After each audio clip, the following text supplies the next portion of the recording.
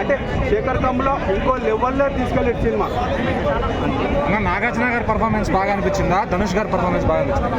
ఎవరు క్యారెక్టర్ ప్రకారం వాళ్ళు చేశారండి. నాగార్జున సినిమా ఒప్పుకోవడమే పెద్ద గ్రేట్ అనమాట. ఒప్పుకొని ఆ సీన్లో జీవించిండు, ఆ రోల్ని నిలబెట్టు లాస్ట్ వరకు. ఆ క్యారెక్టర్ చాలా బాగా చేసిండు నాగార్జున గారు. ఈ సినిమా నుంచి ఏం ఎక్స్పెక్ట్ చేయొచ్చు? మెసేజ్ ఏమన్నా ఇచ్చారా లేదంటే ఎట్లా ఉంది? మెసేజ్ అంటే చూపించారు, బ్లాక్ మనీ వైట్ మనీ ఎట్లా చేస్తారు, పెద్దవాళ్ళు ఎట్లా చేస్తారు, మొత్తం ఎట్లుందంటే నా సినిమా బిచ్చోకాళ్ళు చూడలేరు, 1000 కోట్ల 10,000 కోట్ల మంది సినిమా చూడలేరు, మనమే చూడగలుగుతాం ఈ సినిమా. మిడిల్ క్లాస్ అసలు ఏం జరుగుతుంది హై క్లాస్లో అని చూపిస్తారు. బిచ్చగాల వాళ్ళ నుంచి ఎలా వాళ్ళు చేస్తారో సినిమా చూపించింది కొంచెం. ఇప్పుడు శేఖర్ కమలా గారి సినిమా అని చాలా మందికి ఒక నమ్మకం ఉంటుంది. సో ఆయన మార్కులోనే ఉందా సినిమా? ఆయన మార్కు 2.0 ఉంది అంటున్నా కదా, లేటర్ 2025 వెర్షన్ ఉంది ఆయన.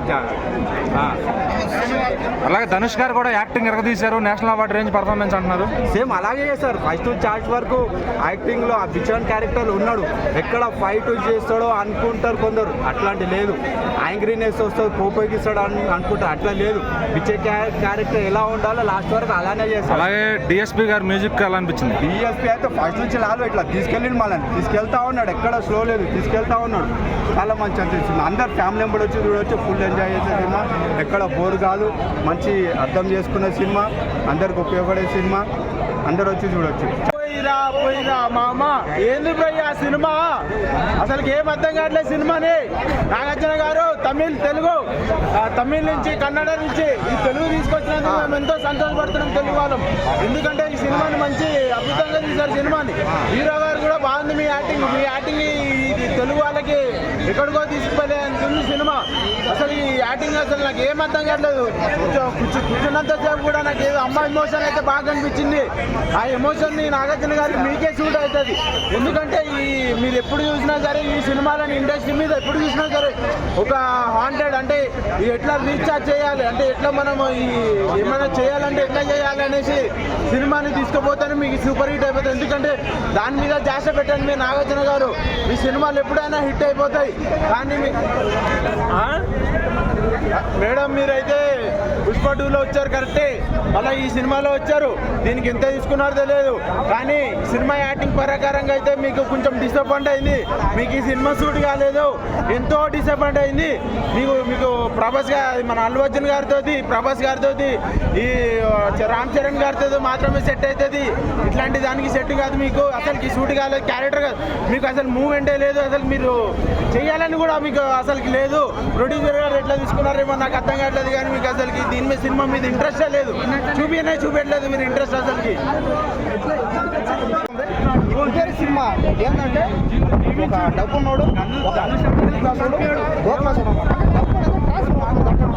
అంటే డబ్బు ఎవరి దగ్గర పోతే ఓల్డే సూపర్ అవుతారు. కాబట్టి ఈ సినిమాలో ధనుష్ బాగా డబ్బు ఉన్నాడు, వెచ్చకడ అవుతాడు. కాబట్టి వెచ్చకడ అయినా కూడా అతను సంతోషంగా హ్యాపీగా పోతాడు. కాబట్టి ఎవరి దగ్గర అయితే డబ్బులు ఉంటాయో వాళ్ళు కుబేరులను ఫీల్ అవుతారు. కాదు, ఎవరైతే ఆనందంగా ఉంటారో వాళ్ళు నిజమైన కుబేరులు అంతే.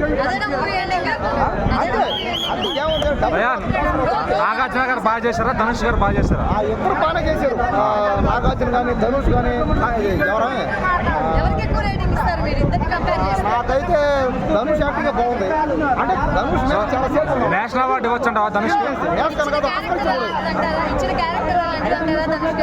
అదే ఇచ్చిన క్యారెక్టర్ కానీ అంటే అతని మీదే అంటే ఎక్కువ సేపు పోవడం. అంటే అతను ఏంటంటే అతను డబ్బు నోడుగా, మిడిల్ క్లాస్ వాడుగా, ఎచ్చగాడుగా అనమాట. అంటే 3 క్యారెక్టర్లు ఉన్నాయి. ఉంటుంది అనమాట. కాబట్టి ఏంటంటే ఖచ్చితంగా ఈ సినిమా ధనుష్ గారే ఓనర్. కాబట్టి ధనుష్ గారి వల్లే కాదు, నాగార్జున వల్ల కానీ, లక్ష్మి కానీ అందరి వల్ల ఈ సినిమా హిట్ అయింది. కాబట్టి ఖచ్చితంగా ఈ సినిమా రేపటికల్లా 1000 కోట్లు పక్క. ఇది 1000 కోట్లు టార్గెట్ అయింది. ఇప్పటికీ చూద్దాం.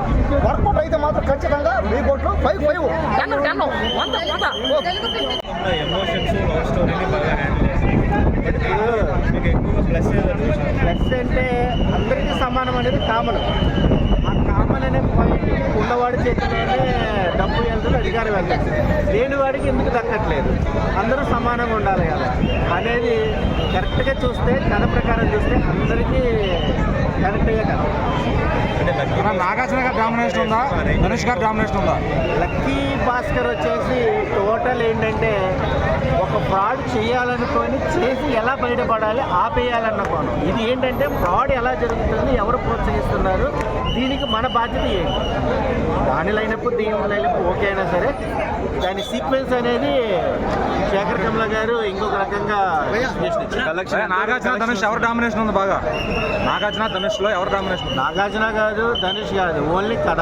కలెక్షన్ ఎంతవరకు రావచ్చు? కామన్ కథ. కలెక్షన్ ఎంతవరకు రావచ్చు?